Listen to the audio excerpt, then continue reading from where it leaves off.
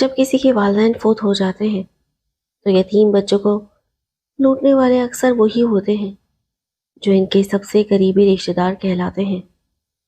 یہ میری حقیقی کہانی ہے۔ جب میں چھوٹی سی تھی تب ہمارے گھر میں سکون تھا، خوشیاں تھیں۔ ہمارا گھر شہر کے ایک پوش علاقے میں واقع تھا۔ ایک شاندار کوٹھی تھی جس کا وسیع لان سبزہ زار سے ہرا بھرا رہتا اور رنگ برنگی پھولوں کی وجہ سے باغ معلوم ہوتا تھا۔ بچپن تو ویسے بھی بھلائی جانے والا زمانہ نہیں ہوتا، اور جیسا بھی گزرے، امی کا تعلق ایک غریب گھرانے سے تھا، جبکہ والد صاحب ایک امیر خاندان کے فرد تھے۔ ان کا اپنا کاروبار تھا، اللہ نے برکت دی تو وہ کروڑ پتی ہو گئے۔ اب وہ دولت ہمارے گھر کی باندھی تھی اور سنبھالے نہیں سنبھلتی تھی۔ والد صاحب کا نام یوسف تھا۔ چچا بھی کاروبار کرتے تھے، لیکن ان کا کاروبار روز بروز تنزیلی کا شکار ہوتا گیا، جبکہ والد صاحب کا کاروبار دن دگنی رات چگنی ترقی کرتا گیا۔ آخر کار وہ شہر کے چند گنے چنے امیروں میں شمار ہونے لگے۔ پاپا اپنے خاندان سے بے حد محبت کرتے تھے۔ ان کا کنبہ مختصر تھا، 2 بھائی اور ایک بہن، جو کافی عرصے پہلے شادی کے بعد امریکہ چلی گئی تھی۔ چچا اکثر پاپا سے ملنے آتے، اور جب آتے تو اپنے کاروبار کی تباہی کا رونا روتے۔ ان کی مالی حالت ابتر ہو چکی تھی۔ چچا کی خواہش تھی کہ میرے والد انہیں اپنے کاروبار میں شریک کر لیں۔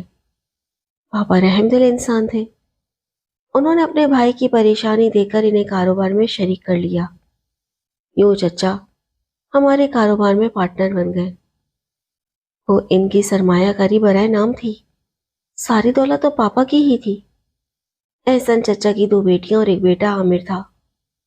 ان کا خیال تھا کہ اگر وہ میری شادی عامر سے کروا دیں تو کاروبار خود بخود عامر کے پاس آ جائے گا اور وہ اس کے سرپرست بن جائیں گے۔ وقت گزرتا گیا، پاپا اور چچا کے درمیان محبت بڑھتی گئی۔ کاروبار کے علاوہ دیگر معاملات میں بھی ان کی سوچ مشترکہ ہونے لگی، لیکن مجھے اپنے بزرگوں کے ان عزائم کا کچھ علم نہ تھا۔ خدا کا کرنا ایسا ہوا کہ اجل نے پاپا کو جلد آ لیا اور میں اور امی اس دنیا میں تنہا رہ گئے۔ بچپن میں ہمارا گھر سنبھلا ہوا تھا، ان دنوں میں میٹرک میں تھی۔ اس وقت عامر نے میرا بہت ساتھ دیا، ورنہ شاید میں امتحان بھی نہ دے پاتی۔ ملازمہ اماں زبیدہ میرا بہت خیال رکھتی تھی۔ وہ پچھلے 15 سال سے ہمارے گھر تھی اور ہمیں گھر کے فرد کی طرح عزیز تھیں۔ انہوں نے مجھے بچپن سے سنبھالا اور ماں جیسی محبت دی۔ پہلے 1 سال تک چچا اور چچی ہم سے اچھا برتاؤ کرتے رہے، لیکن پھر ان کی نیت میں فتور آنے لگا۔ میں آگے تعلیم حاصل کرنا چاہتی تھی، لیکن چچا نہیں چاہتے تھے کہ میں مزید پڑھوں۔ چنانچہ انہوں نے مجھے کالج میں داخلہ لینے سے روک دیا، جبکہ عامر کو اعلیٰ تعلیم کے لیے برطانیہ بھجوا دیا گیا۔ یہ حقیقت ہے کہ جو نوجوان بیرون ملک چلے جاتے ہیں وہ اکثر وہیں کے ہو کر رہ جاتے ہیں۔ ان کے سامنے ایک نئی دنیا ہوتی ہے، اور اگر وہاں ان کے مقاصد پورے ہو جائیں تو وہ واپس پلٹ کر آنے کا نام نہیں لیتے۔ کم از کم ہمارا تو یہی تجربہ رہا۔ امی میری فکر میں دن بدن بیمار ہوتی گئی۔ انہیں ہر وقت یہ خیال ستاتا کہ اگر وہ نہ رہیں تو میرا کیا بنے گا۔ بے شک میں اکلوتی وارث ہونے کے ناطے پاپا کی تمام جائیداد کی مالک تھی، لیکن اس وقت کاروبار اور جائیداد کی نگرانی چچا کے ہاتھ میں تھی۔ رفتہ رفتہ چچی اور چچا کا رویہ ہم سے بدلنے لگا۔ چچی میری ماں کے ساتھ اچھا سلوک نہیں کر رہی تھی، ان کا باقاعدہ علاج نہیں کروایا جا رہا تھا اور جان بوجھ کر غفلت بڑھتی جا رہی تھی۔ امی جان چکی تھی کہ چچا اور چچی ان کے مرحوم شوہر کی دولت اور جائیداد پر قبضہ جمانے کا منصوبہ بنا چکے ہیں۔ امی کے میکے والے غریب تھے، جن سے والد صاحب کا تعلق بہت کم تھا، اس لیے ان سے کسی قسم کی توقع رکھنا بیکار تھا۔ میں کمسن تھی، اپنوں کے ارادوں سے بے خبر تھی، لیکن جب ہماری ملازمہ زبیدہ اماں کو بھی یہ احساس ہو گیا کہ چچا چچی کے ارادے نیک نہیں ہیں تو وہ اور زیادہ ہمارا خیال رکھنے لگی۔ وہ چاہتی تھی کہ جو دوائیں چچی امی کو کھلاتی تھی وہ اماں زبیدہ خود اپنے ہاتھوں سے دیں، مگر چچی انہیں دواؤں کے قریب بھی نہیں آنے دیتی تھی۔ ان دواؤں کے استعمال سے میری ماں کی حالت روز بروز خراب ہوتی جا رہی تھی۔ زبیدہ ماں چچی سے کہتی، بیگم صاحبہ دوائیں بدلوا لیں، کسی اور ڈاکٹر کو دکھا لیں، اس علاج سے تو بیگم صاحبہ کی صحت اور بھی بگڑتی جا رہی ہے۔ مگر وہ غصے سے کہتی، تم چپ رہو، جس بات کا پتہ نہ ہو اس میں بولنے کی ضرورت نہیں۔ یوں وہ انہیں ڈانٹ کر خاموش کروا دیتی۔ چچی رات کو بھی امی کے پاس سوتی، خود اپنے ہاتھوں سے دوا کھلاتی، لیکن کسی ماہر ڈاکٹر کو دکھانے کا کبھی نہ سوچتی۔ نتیجہ یہ نکلا کہ میری ماں 2 ماہ کے اندر اندر تیزی سے گھل کر دنیا سے رخصت ہو گئی۔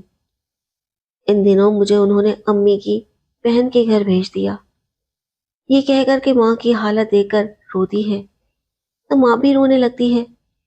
میں وہاں جانا نہیں چاہتی تھی، لیکن چچا کی وجہ سے ان کا حکم ماننے پر مجبور تھی، کیونکہ ہم ان کے رحم و کرم پر تھے۔ مرنے سے پہلے میری ماں نے اماں زبیدہ سے کہا، مجھے شک ہے کہ دیورانی مجھے غلط دوا دے رہی ہے۔ جب دوا اندر جاتی ہے تو کلیجہ منہ کو آتا ہے۔ یہ مجھے کوئی ایسی چیز دے رہی ہے جس کا زہر آہستہ آہستہ اثر کر رہا ہے۔ خدا جانے امی کو یہ احساس کیسے ہوا۔ بہرحال یہ شک درست تھا یا نہیں میں کچھ نہیں کہہ سکتی، لیکن یہ حقیقت ہے کہ میری ماں جو پہلے اچھی بھلی صحت مند تھی اچانک دنیا سے رخصت ہو گئی۔ جتنا قہر میرے دل پر ٹوٹا خدا کسی پر نہ لائے۔ ایک گھر میں پلنے والی گڑیا جیسی بچی حالات کے بے رحم تھپیڑوں سے ٹوٹ پھوٹ گئی۔ ابھی میری عمر صرف 16 برس تھی کہ میں یکدم ایک سمجھدار لڑکی میں بدل گئی، جس کے اپنے ہی اس کے جانی دشمن بن چکے تھے اور اسے انہی کے بیچ بھی رہنا تھا۔ میں جو کبھی ایک چنچل اور لاڈلی لڑکی تھی، تنہائی پسند اور بوڑھوں جیسی سنجیدہ ہو گئی تھی، خاموشی کے سمندر میں ڈوب گئی تھی۔ جب کالج میں داخلے کا وقت آیا تو چچا نے کہہ دیا، ماں باپ کا سایہ اس کے سر پر نہیں، زمانہ خراب ہے اور مجھ پر بڑی ذمہ داری ہے۔ ملیحہ اب آگے نہیں پڑھے گی، بلکہ میں جلد اس کی شادی کر کے ایک بڑی ذمہ داری سے فارغ ہونا چاہتا ہوں۔ مجھے پڑھنے کا بے حد شوق تھا۔ میرے ماں باپ نے جانے میرے لیے کیا خواب دیکھے تھے، سوچا بھی نہ تھا کہ میٹرک کے بعد کالج کی شکل بھی دیکھنے کو نہ ملے گی۔ اس ظلم پر صبر آتا ہی نہیں تھا، روتے روتے ہلکان ہو جاتی تھی، پھر اماں زبیدہ کے کوارٹر میں جا بیٹھتی اور جی بھر کے روتی۔ چچی بھی یہی چاہتی تھی کہ میں ان کی آنکھوں سے دور رہوں۔ انہیں میرے ملازموں کے کوارٹر میں بیٹھنے پر کوئی اعتراض نہیں تھا۔ اس کی ایک بڑی وجہ یہ تھی کہ جب بھی ان کی بیٹیوں کے لیے اچھے رشتے آتے تو رشتہ لانے والے مجھے پسند کر لیتے، اور یہ بات چچی کو سخت ناگوار گزرتی۔ وہ چاہتی تھی کہ جب بھی کوئی ان کی بیٹیوں کو دیکھنے آئے تو میں سامنے نہ ہوں۔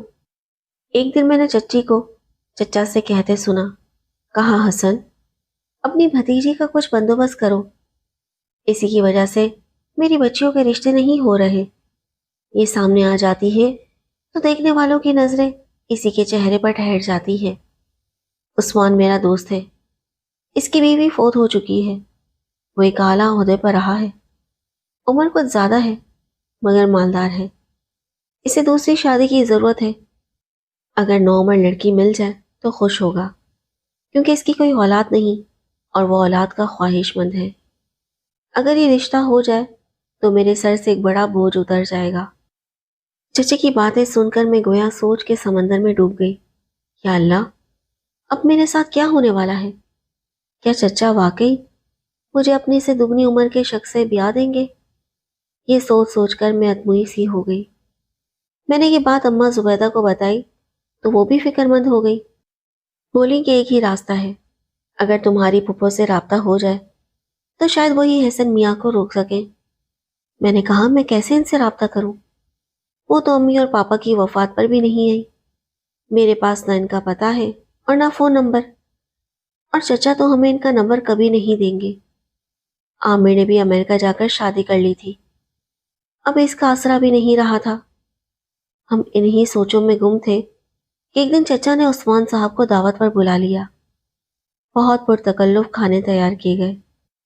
چچی نے مجھے بھی خوب سجا سنوار کر کھانے کی میز پر بٹھا دیا۔ مجھے دیکھ کر عثمان صاحب حیران رہ گئے۔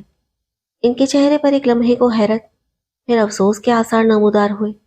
انہوں نے دل میں سوچا، ان لوگوں کو کیا ہو گیا ہے؟ اس بچی پر بھی رحم نہیں آتا؟ کیا واقعی میں 55 سال کی عمر میں اس ننھی سی بچی سے شادی کروں گا؟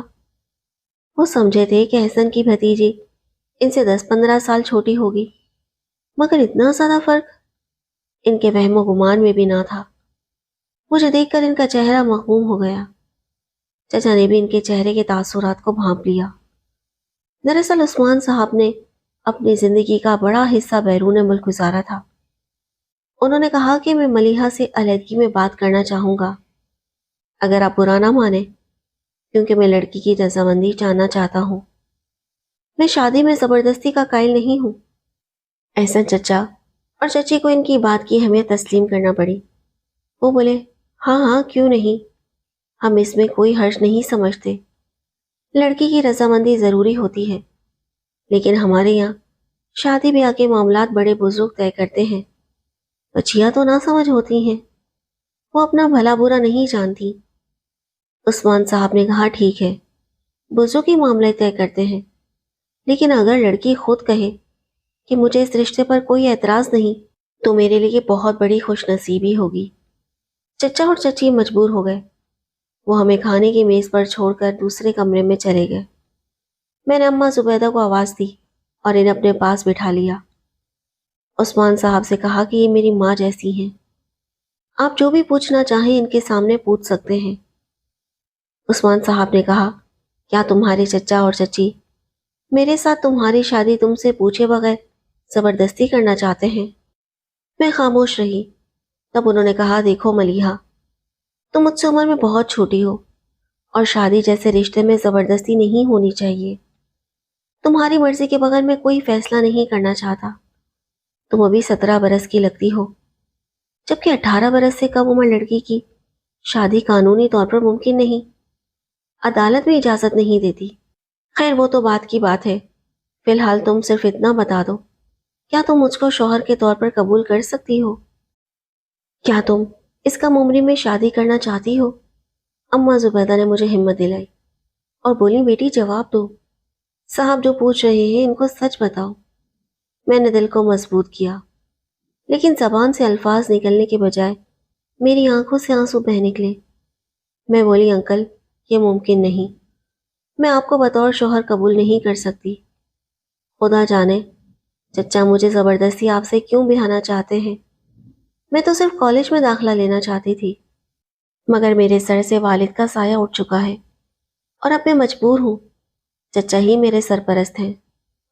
عثمان صاحب نے نرمی سے کہا، تم فکر نہ کرو ملیحہ، اگر احسن تمہارے چچا ہیں تو تم نے مجھے انکل کہا ہے، اب تمہیں آگے پڑھانا میرا فرض ہے۔ پھر انہوں نے اجازت دی، کہا اب تم جا سکتی ہو۔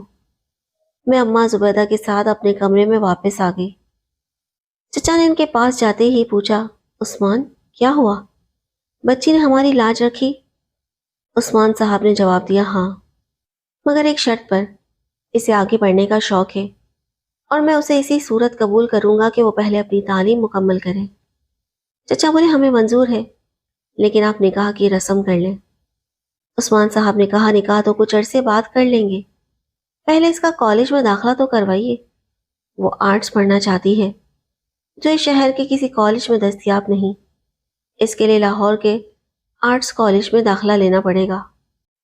چچا بولے، اس میں کوئی حرج نہیں، آپ ملیحہ کو لاہور کالج آف آرٹس میں داخل کروا دیں، وہ کسی گرلز ہاسٹل میں رہ لے گی، یہ مراحل پورے ہو جائیں تو نکاح بھی کر لیں گے۔ لیکن چچا کو میرا دوسرے شہر کے کالج میں داخلہ لینا منظور نہ تھا۔ انہوں نے مجھے لاہور بھیجنے سے انکار کر دیا اور کہنے لگے، اگر یہاں کے کسی کالج میں داخلہ لینا چاہے تو میں کرا دوں گا، لیکن لڑکی کو ہاسٹل بھیجنے کا قائل نہیں۔ ہاں، اگر آپ آج کل میں نکاح کر لیں تو اپنی جوابداری پر جہاں چاہیں داخل کروا دیں۔ عثمان صاحب نے کہا ٹھیک ہے، پھر مجھے کچھ وقت دیجیے، میں سوچ کر جواب دوں گا۔ انہوں نے 1 ماہ کی مہلت لی۔ اس دوران عامر اور پھپھو کا فون نمبر میرے والد کے ایک رشتہ دار سے حاصل کیا اور پھپھو کے پاس امریکہ چلے گئے۔ وہاں جا کر انہوں نے پھپھو کو تمام حالات سے آگاہ کیا اور انہیں مجبور کیا کہ وہ پاکستان آئیں اور ملیحہ کی خبر لیں۔ عثمان صاحب نے کہا احسن اپنے بھائی کا بزنس، دولت اور جائیداد ہتھیانے کے چکر میں اپنی کم عمر بھتیجی کی شادی مجھ جیسی بڑی عمر کے آدمی سے کرانا چاہتے ہیں۔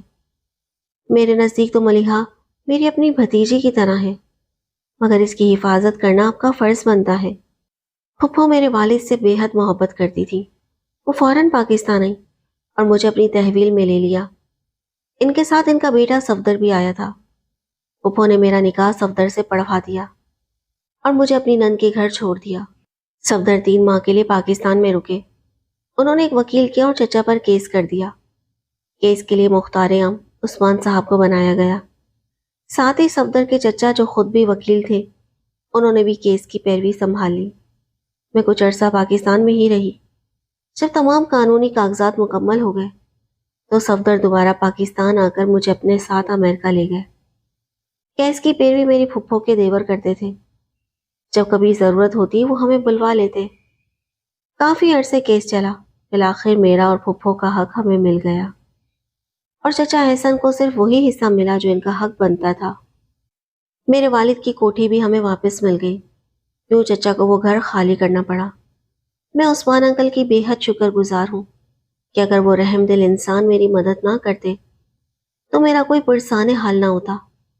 آج میں امریکہ میں خوش و خرم زندگی گزار رہی ہوں۔